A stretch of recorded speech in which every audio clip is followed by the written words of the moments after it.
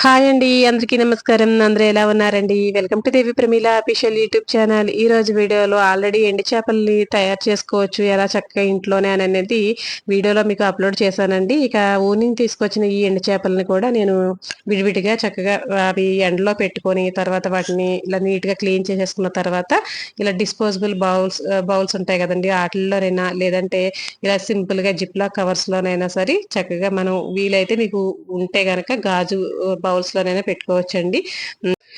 Non veg తినే వాళ్ళకి, అందులోని ఎండు చేపలు తినే వాళ్ళకైతే ఈ సమ్మర్ లో ఇలాంటివి చక్కగా ఉపయోగపడతాయండి. ఎందుకంటే మనకి మంచి ఎండు చేపలు చక్కగా నచ్చినవి తెచ్చుకొని చక్కగా ఎండలో కాస్తంత ఎండబెట్టేసుకొని ఇలా నీట్ గా క్లీన్ చేసుకున్న తర్వాత ఇలా సపరేట్ గా దేనికి దాన్ని చక్కగా పెట్టేసుకున్నాం అనుకోండి, మనకి శీతాకాలం కానీ వర్షాకాలం కానీ చక్కగా కర్రీస్ చేసుకోవాలనుకున్నా, ఫ్రై చేసుకోవాలనుకున్నా, చారు కాసుకొని ఒక ఎండు చేప వేపుకొని తినాలన్నా కూడా అన్ని అవైలబుల్ గా ఉంటాయి. కాబట్టి మనకి సరైన ఈ టైంలో కొంచెం ఇలాంటివన్నీ ఒబ్బడి చేసుకోవడం మంచిదండి. ఇక అలాగే మేమైతే చేసుకుంటాము. ఇంకా అదే విధానాన్ని మీకైతే చూపిస్తున్నాను.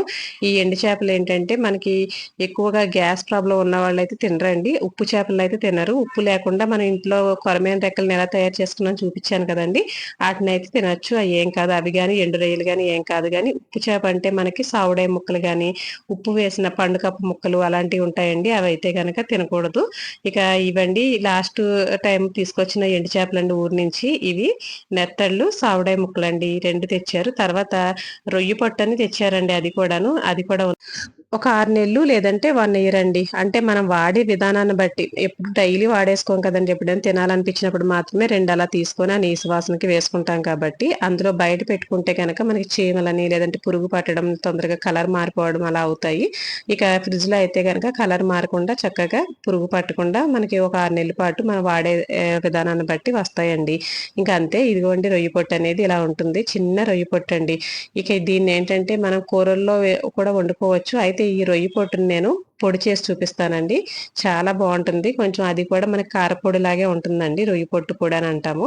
ఇది కూరల్లో, ఇగురు కూరల్లో వాటిల్లో వేసుకోవచ్చు. అయితే ఇంకా నేనైతే చాలా ఉంది కదా, ఇంత మట్టికి పొట్టు అయితే పొడి చేసేసి ఇంకా చూపిస్తానండి మీకు. ఇక ఈ నెత్తళ్ళు కూడా ఏంటంటే మనకి నూరుకొని కర్రీ వండుకుంటామండి. బాలింత్రాలకి అయితే ఎండు నెత్తళ్ళ కర్రీని నూరి పెడతారండి, చాలా బాగుంటుంది మసాలా వేసి. అది కూడా మీకు చూపిస్తాను. ఇక ఇవ్వండి ఇలా చక్కగా ఈ జిప్ లాక్ కవర్ లో కానీ ఇలా ఎయిటెడ్ కంటైనర్ డబ్బాల్లో కానీ చక్కగా పెట్టేసుకున్నారనుకోండి, చక్కగా మనకి ఫ్రిడ్జ్ లో కూడా స్పేస్ కలిసి వస్తుంది. తీసుకున్నప్పుడు కూడా నీట్ గా దేంట్లో ఏది ఉందని తెలుస్తుందని చెప్పి ఇలా అయితే పెట్టుకుంటానండి నేను. ఈ ఎండు చేపలు ఎవరికైనా ఇంట్రెస్ట్ ఉండి తెచ్చుకోవాలంటే కనుక మన ఊరు ఆంధ్ర సైడ్ వెళ్ళినప్పుడు మాత్రం కంపల్సరీ తెచ్చుకోండి, చాలా బాగుంటాయండి. క్వాలిటీ బాగుంటుంది, రేటు కూడా తక్కువకి వస్తాయి. అదే హైదరాబాద్ లో అయితే కనుక రేట్ ఎక్కువగాను, అంత క్వాలిటీ అయితే ఏం బాగోదండి. కాబట్టి మనకి ఊరు వెళ్ళినప్పుడు చక్కగా తెచ్చుకొని ఇలా చక్కగా ఒబ్బడి చేసుకొని నీట్ గా మనం ఫ్రిడ్జ్ లో పెట్టుకుంటే బాగుంటుంది. ఇక ఈ రోజు ఎండు రొయ్యలతోటి బెండకాయ పులుసు కర్రీ అయితే చేసి చూపిస్తానండి. ఇప్పుడు గుజ్జు తీసేయగా వచ్చిన పిప్పునైతే ఇలా చక్కగా ముందే నేను వాడేస్తానండి. ఏ చారుల్లో కానీ సాంబార్లోను పులుసు కూరల్లోకి కాసింత తీసుకొని నానబెట్టేసుకొని వడకట్టేసుకున్నామంటే మనకి గుజ్జు నీట్ గా వచ్చేస్తుంది. ఎందుకంటే ఇందులో చాలా పులుపు ఉంటుందండి, ఇక అందుకని చెప్పి దీన్ని అయితే నేను వేస్ట్ చేయలేదు. ఇక ఇది నానబెట్టుకొని పెట్టుకున్నాను కదా, ఇక తర్వాత ఎండు రొయ్యలను కూడా కాసింత నీళ్ళలో వేసుకొని నానబెట్టుకొని పెట్టుకున్నాను పక్కని. ఇలాగా బెండకాయలను కూడా నీట్ గా కడిగేసుకొని పెట్టుకున్నానండి. ఎండు రొయ్యలు బెండకాయ పులుసు అనేది చాలా మంది ఇష్టపడతారు కదండి, కానీ మా బాబాయ్ అయితే ఎండు రొయ్యలు అంటే అంత ఇష్టపడ్డండి. కాబట్టి వాడికైతే ఇంకా గుడ్లు అయితే ఉడకబెడుతున్నాను, ఇంకా ఎగ్ వేసేసి వాడికి ఆ బెండకాయ పులుసులో వేసి ఇద్దాం కదా అని చెప్పేసి ఇక ఎగ్ కుక్కర్లో గుడ్లు అయితే పెట్టేశానండి ఇలాగా. ఇక ఉల్లిపాయ ముక్కలు చిన్న ముక్కలు కట్ చేసి పెట్టుకున్నాను, టమాటా ముక్కలు చిన్న ముక్కలు ఒక 2 కాయలు అయితే తీసి పెట్టుకున్నాను.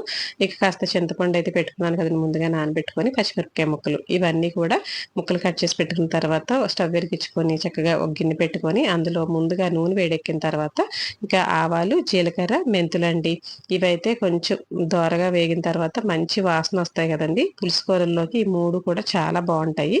ముందుగా కాసింత ఆ పోపును అలా వేగించిన తర్వాత ఇందులో ఉల్లిపాయ ముక్కలు వేసుకొని వేయించుకుందామండి. ఇవి కాస్త సాల్ట్ వేసేసామంటే తొందరగా మగ్గిపోతుంది. ఉల్లిపాయ ముక్కల్లో కొంచెం సాల్ట్ కూడా వేసేసి కొంచెం బ్రౌన్ కలర్ వచ్చే వరకు వేయించుకుందాము. ఈలోగా బెండకాయలను నీట్గా కడిగి పెట్టుకున్నాను కదా, బెండకాయ ముక్కలు, టమాటా, పచ్చిమిరపకాయ ముక్కలండి, ఈ మూడింటిని కట్ చేసి పెట్టుకున్నాను. ఇక బెండకాయ ముక్కల్ని మనకి నచ్చినట్టండి. 1/2 ఇంచు ముక్కలైనా, లేదంటే ఇలా 1 ఇంచ్ ముక్కలైనా, ఒక బెండకాయని 2 ముక్కలుగా కూడా కట్ చేసి పులుసు పెట్టుకోవచ్చండి. ఇంకా మన ఇష్టం అది కట్ చేసుకునే విధానం. ఇక నేనైతే ఫ్రెష్ కరివేపాకండి, మన తోటలోని కరివేపాకయితే కొంచెం తెచ్చుకున్నాను. చాలా బావుంటుందండి ఫ్లేవరు. చక్కగా పులుసు కూరల్లో కొద్దిగా యేసుకుంటే. ఇక మీ దగ్గరుంటే కొత్తిమీరైనా వేసుకోవచ్చు. ఇక బెండకాయ ముక్కలు కొంచెం ఉప్పు, పసుపు వేసేసానండి. టమాటా ముక్కలు కూడా వేసేసి కాసింత మగ్గనిద్దామండి. బాగా కలుపుకున్న తర్వాత ఒక 5 నిమిషాల పాటు మూత పెట్టేసి మగ్గనిచ్చామంటే చక్కగా ఇందులోనే మగ్గిపోతుంది. మనకి టమాటా గాని, లేదంటే బెండకాయ గాని హాఫ్ వరకు ఉడికిపోతుందండి. తర్వాత ఇందులో ఒక 5 నిమిషాల తర్వాత తీస్తే ఇలా చక్కగా మగ్గిపోతుందండి. బెండకాయ, టమాటా అంతా కూడా చూసారు కదా! ఇలా అయిన తర్వాత ఇందులో మనకి రుచికి సరిపడా కారం అండి. ఎలాగో మనం పులుపేస్తాం కదా! పులుపు కొంచెం కారం ఎక్కువగానే పడుతుంది పులుసు కూరల్లో. ఆ పులుపుకి సరిపడా కారం కూడా వేసేసుకొని ఇందులో మనం ఏంటంటే కొంచెం వేగనిచ్చామనుకోండి, కూర కలర్ అనేది చక్కగా పులుసు కూర కలర్ అనేది చాలా బాగా వస్తుందండి. చూపిస్తాను మీకు. ఇందులో ఎండ్రాయిలు వేయలేదేంటి, బెండకాయ పులుసు వెజ్‌గానే పెట్టేస్తున్నారు అనుకుంటున్నారండి. చెప్తానండి అది కూడా. ఇదిగోండి నేనైతే ఆల్రెడీ నానబెట్టుకున్న ఆ చింతపండు పిప్పునైతే ఇలా చక్కగా వడకట్టేసుకున్నాను. ఇక ఈ వడకట్టేసుకున్న తర్వాత ఇందులో చెత్త గట్ట ఏమి రాదండి. నీట్‌గా ఉంటుంది. ఎప్పుడైనా సరే మనం ఇలా ఇదనే కాదు, ఏ చింతపండైనా సరే ముందు ఇలా వడకట్టేసుకున్నామంటే మనకి నీట్‌గా ఉంటుందండి పులుసనేది.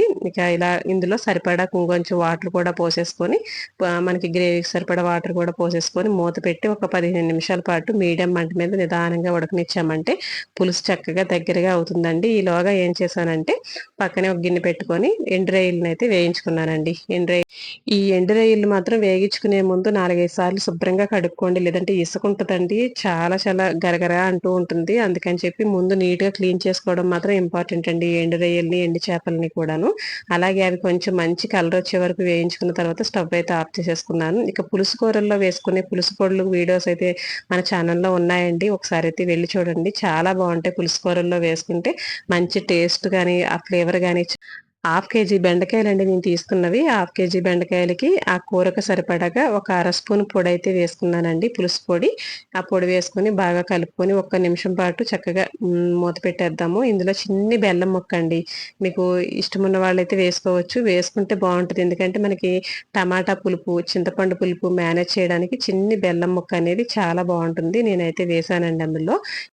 ముందు కొంచెం పులుసయితే తీసేసానండి. తీసేస్తే ఇంకా బాబుకైతే ఎగ్గేసేసి ఇచ్చేస్తాను అందులోను. ఇదేంటంటే మనకి ఎండ్రాయిలనేవి వేయించి పెట్టుకున్నాం కదా! ఈ ఎండ్రాయిల్ని మిగతా పులుసులో వేసేసి ఒక 5 నిమిషాల పాటు చిన్న మంట మీద అలా ఉంచేస్తానండి. చక్కగా మరుగుతుంది ఉడికి. ఆ ఫ్లేవర్ అంతా దానికి పట్టుకుంటుంది. ఇక ఎండ్రాయిలు బెండకాయ పులుసయితే ఇలా అండి. ఇంకా మనకి డైరెక్ట్‌గా ఎండ్రాయిలు నూనెలో ఏగిచ్చుకొని ఉల్లిపాయ ముక్కలు అందులో వేసేసుకొని అలా కూడా చేసుకోవచ్చండి. ఆ ఫ్లేవర్ కూడా బావుంటుంది. ఇక బాబు కోసం అని చెప్పేసి ఇంకిలా అయితే చేశానండి. మనకి వెజ్ కావాలనుకున్న వాళ్ళు ముందు కవర్‌నైతే అలా పక్కన పెట్టేసుకొని, తర్వాత నెక్స్ట్ వాళ్ళకి కావాలనుకుంటే నాన్ వెజ్ అందులో యాడ్ చేయొచ్చండి. సింపుల్‌గా మనకి 2 కూరలు ఇదండి బెండకాయి, ఎండు రొయ్యలు కాంబినేషన్ పులుసు కర్రీ అయితే ఇలా చేస్తాను నేను. ఇక మీరు కూడా ఇలాగే చేస్తారా? చాలా సాదుగా, కమ్మగా ఉండే ఈ బెండకాయ, ఎండు రొయ్యలు కాంబినేషన్ కర్రీని మీరు కూడా చూసి ట్రై చేసి చక్కగా ఒక చిన్ని కామెంట్ అయితే చేయండి. మంచి వీడియోతో మళ్ళీ ముందుకొస్తాను. థాంక్ యూ ఫర్ వాచింగ్ అండి.